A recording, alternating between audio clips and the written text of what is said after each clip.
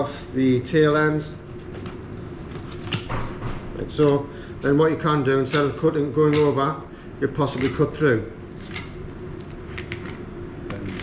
Then you trim it off afterwards, yeah?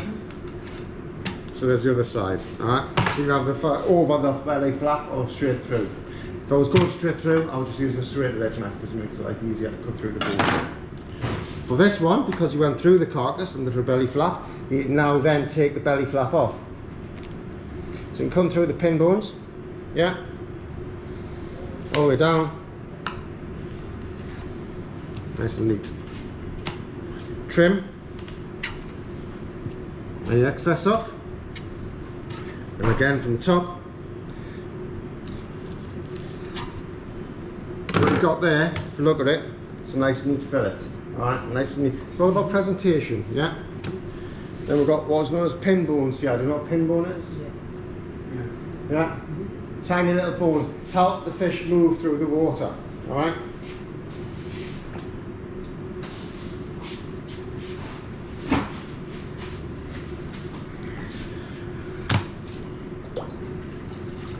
Always make sure you wipe your board down at all times, because if it is a really fresh fish, it's going to have a lot of slime on it. That'll make your board a little bit slippy and a little bit uneasier, not as easy to sort of get prepared the fish.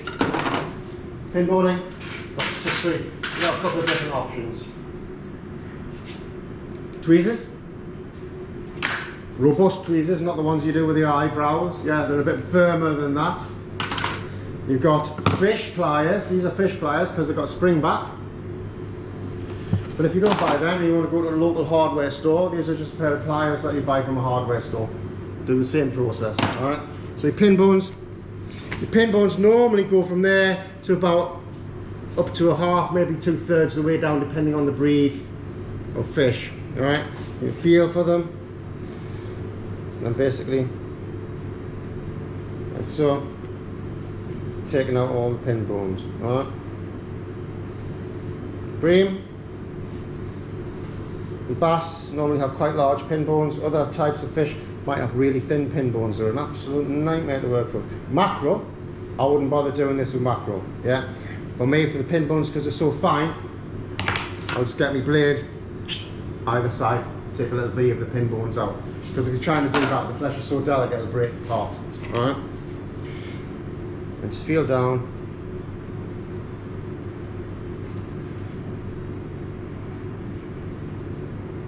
All the way.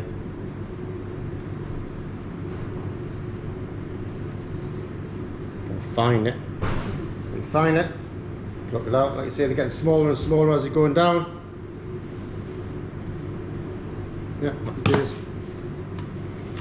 And this one, same again.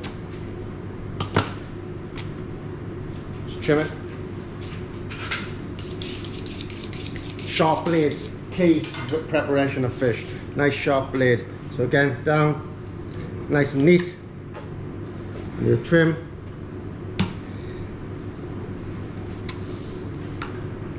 Nice and neat, yeah.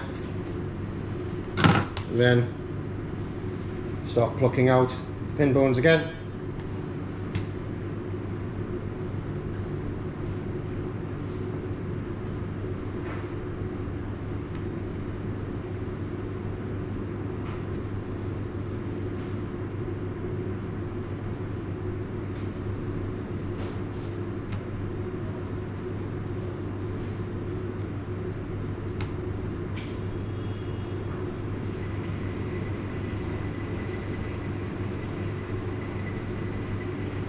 Cool.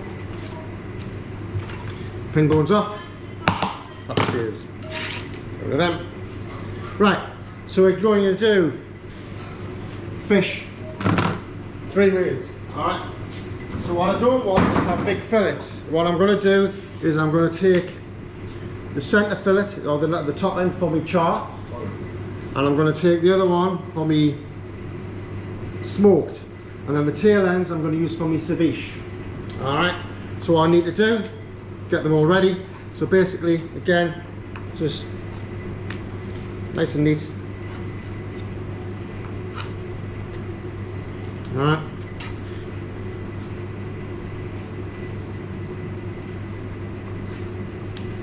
So for my charred one, nice and fine.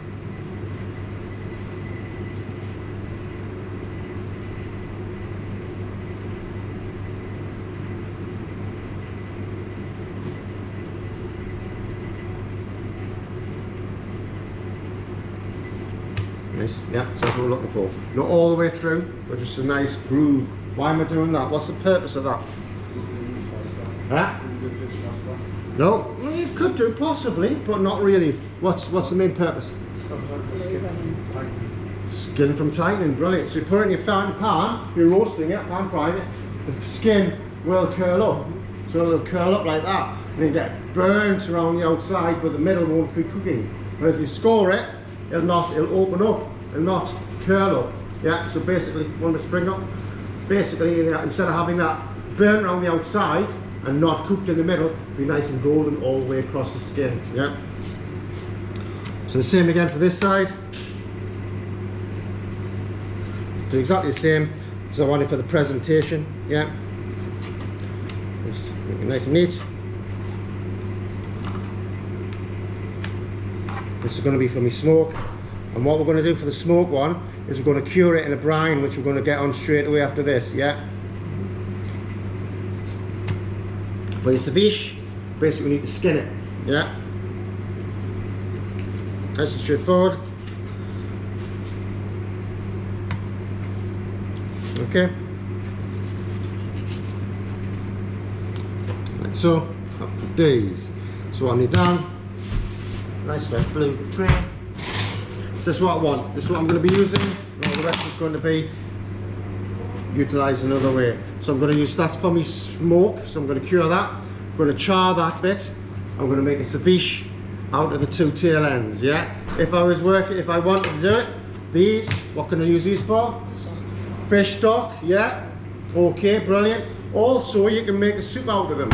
Certain breeds of fish are very, very good. You roast them down, load of veg, carrots, onions, garlic, tomatoes, roast it all down with the other bones, and then basically bring it on a bit of stock, bit of Pernod, bit of white wine, cook it out, blitz it right down nice and fine, pass it through a sieve, load it a few times, basically similar to a bouillabaisse, so you're not wasting it, you get a nice fish soup.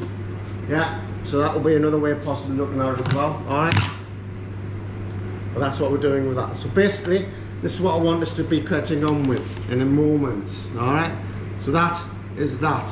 Alright, bear with.